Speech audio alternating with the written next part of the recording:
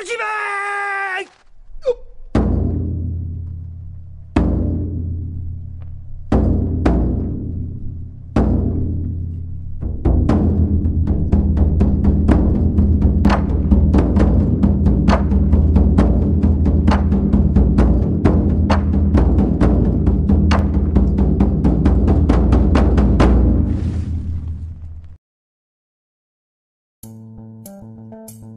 That intro came from one of my old... Make sure there's no hair on my hat this time. Gotcha. From one of my old team Nodackers. He found a pole underneath the basketball court when they were cleaning it, and he made this. That intro, and I laughed like 35 times watching it. I don't know why it's so funny, but it is. So, the Millrose story continued. Long story short, there were some people who saw my vlog, made a bunch of phone calls behind the scenes. I'm trying not to say their names because they didn't want me to. They helped to get me into Millrose. And I wrote Millrose off at that point and was ready just to go up to NDSU and get a meet in. Millrose happened. So, that is insane. So here's the continuation of the Millrose story. So, Millrose was supposed to be on Saturday, and on Tuesday I got a call of, hey, if you still want to go to Millrose, you need to get a ticket, and we can get you into Millrose because you got in, and you need to call this guy and the meat promoter and all this shenanigans, and you might be able to get in. and I was like, Holy crap, that's really short notice. I still kind of want to go. okay, I'll go, because there's a lot of people helping me get into this meet. So I got a ticket on Tuesday, but then we got that giant snowstorm, and my flight got canceled at like 7 o'clock in the morning. And I got on another flight, and within an hour that one got canceled. I got on one more, and that one got canceled. Holy gee willikers! That's a large yeti! And then there was no more flights that could take poles. And if you know anything about me, I'm a pole vaulter and I need my poles. so more shenanigans are kind of going on. So we came to an idea that I can get a flight on Sun Country. Jeff Coover is still going to the meet, and he still has his ticket on Southwest that takes poles. Maybe you can just take both poles. So that's what we did. After 3 flights getting canceled, Thursday I was supposed to head out, and then Friday I finally got on a plane to head out there. I was supposed to leave Thursday to compete on Saturday, but I got out there Friday morning to compete on Saturday. So that's what happened. So I got out there. But that worked out, because then on Tuesday I got a pretty good practice in, and we were just jumping on little poles because my shoulder was still kind of hurting.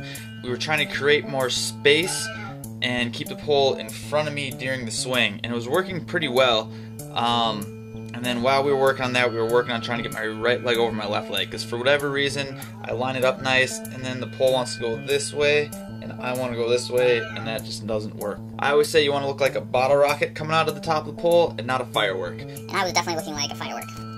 But we're working on it, and it started to work really well. So I was pretty pumped no matter where I was jumping that I was going to jump well that weekend. So I get into New York, and I was just excited just to be there, and because Millrose is a pretty well-known meet, I jumped into a cab. So I got to take a New York cab. It was weird. It was kind of one of those, I don't know if you guys remember that vlog last year. I was in California, and I met this weird guy who pulled up into a van and started telling me that I was going to make a difference. I need to keep doing what I was doing because I'm inspiring and all this stuff. And I was like, I've never met this guy in my entire life. How does he know what I'm doing? The taxi driver did the exact same thing. He was just like, man, you gotta keep going. How much money did you make last year? and I was like, I lost money last year. He's like, That doesn't matter because things are more important than money, blah, blah, blah, blah, blah. And I sat in the cab. It felt like the Twilight Zone, but it was awesome. Kind of like Alchemist type of thing. I don't know how to describe it, but that's all I gotta say about that.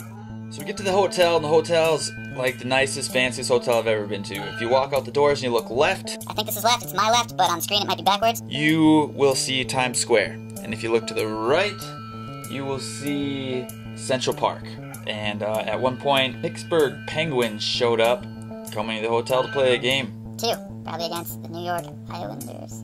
It's a fancy hotel. Except, the best part is every time you jumped in the elevator, Tom and Jerry was playing. Tom and Jerry. So I was kind of bummed out every time I got to my floor because I like Tom and Jerry, and I was really watching Tom and Jerry all that I could. So I snuck my GoPro. I snuck my GoPro into the credential area where they give you water and credentials and your papers and where to be and when. And I got a little snippet of that. I don't know if it was supposed to be in there, but I did it anyways. So there. You're welcome. I had to get some food in my belly because I was hungry and I didn't know where to eat. And then I saw the Carnegie Deli, and I remember hearing it in an Adam Sandler song. Gasoways together at the Carnegie Deli. And so I decided to try it out, and it was delicious. Thank you, Adam Sandler, for the food suggestion. It was amazing. The only thing I really wanted to do while I was in New York was go to Central Park.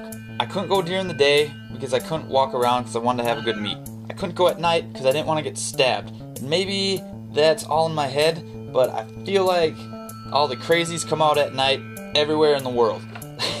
And Central Park is a good place for crazies. I did not want to get stabbed, tripped, raped, tickled. I did not want to die. Or maybe I would have got, maybe it's completely different. Maybe it's like a giant party in Central Park and everyone gives you candy and there's people hitting piñatas and snowball fights. Yeah, I didn't get to go to Central Park.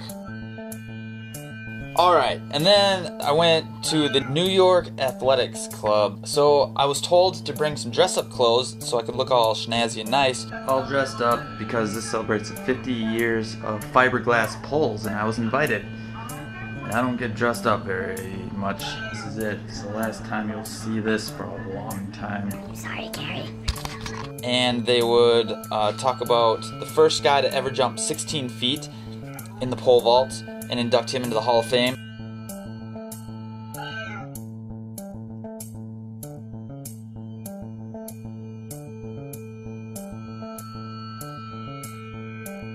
So I was just kind of excited to check that out and hear some cool stories.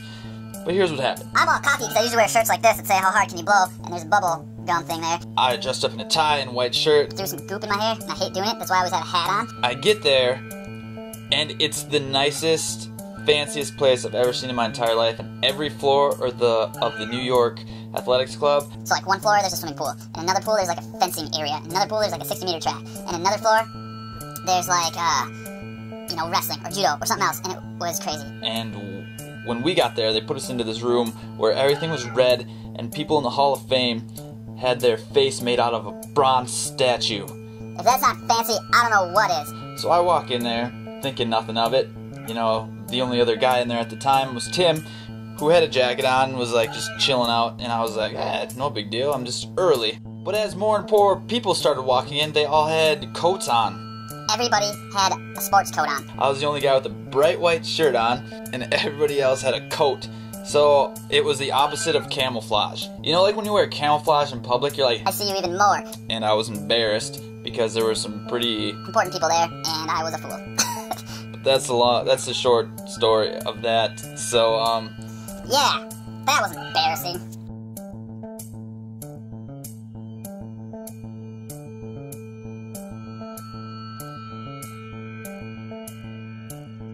But I did meet the high school girls who won the Reno and got their ticket punched to Millrose, and they were awesome. So that was phenomenal. So thanks for saying hi. I'm sorry, I ruined your picture. The other crazy thing that happened is while we were waiting for the bus to go to Millrose the next day, the bus never showed up. It was like 15 minutes late and people were getting antsy. So then all of a sudden this guy's like, follow me, we need to go now. So there's like 30 of us following this guy, and we're walking around. We thought we were going to meet the bus somewhere, like, because it got stuck because it was snowing.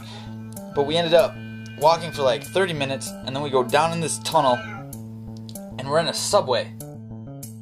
They took all 30 of us to go to the subway, and none of us had money because we're all athletes, and this guy puts like $300 on a ticket and starts swiping us in. But you can only swipe like 10 people at a time. So we got 10 of the 30 people on the other side, and then the subway showed up, and everyone was like, I need to get on that subway, we can't break the group up. So some dude opened this door, and alarms and fire, like, not really fire, but alarms and sounds and lights started going off all over the place, and we all ran through. What? So we got to the meet, at least, without some fire and shenanigans. So I got to be on a taxi and ride on a subway. So all in all, things were looking good. So when I get to the meet, I felt pretty good. I wish I had videos of this to show you guys, but I really don't have much. And I didn't really have a coach that knew the cues I was working on. I had some people trying to help me, which is awesome. I appreciate it a lot, but it's just not the same of, this is what we've been working on for 2 months. You get these brand new cues and you trying to, figure out what they're talking about and what they're seeing and fixing it. But long story short, I kept flying to the left standard and I couldn't get these little poles to work, and I had no idea what was going on. I ended up just clearing 520 and then past 535, hoping maybe if I just sat down a little bit, everything would kind of come back to normal. And it didn't. I just sucked it up. But I found out later that when my shoulder was hurting, I was keeping space between my shoulder and my ear because it didn't hurt nearly as much. It made me shoot to the left and fly into that standard, which I'll talk more about in the next vlog. So when I fixed it and got my arm right against my ear and came right down the middle with it, me and Steve called it Van Going, like you're gonna Van Gogh and rip your ear right off.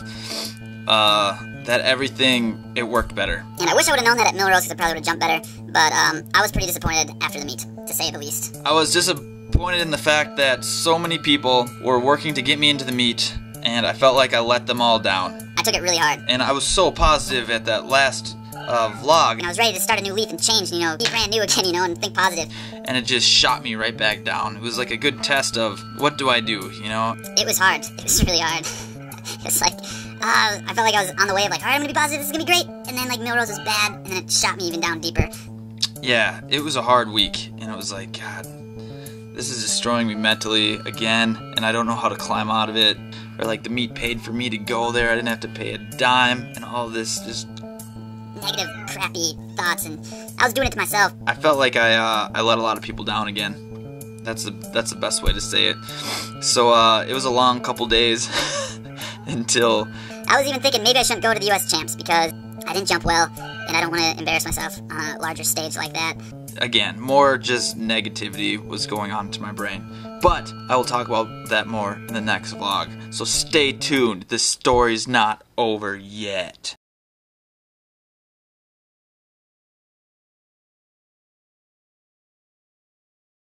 Faster than you can say spread 'em, I was inside the cold, gray walls of Statesville Prison. I was surrounded by pimps, rapists, and murderers. It was like being in the stands at a Los Angeles Raiders game. It was going to take all my police experience just to stay alive in here. I'm gonna try something new. So, you saw my mom fall on her face last week. And I have this old picture of Casey Weber eating it really hard on a pogo stick. And I was trying to debate with a few of my friends which one was worse.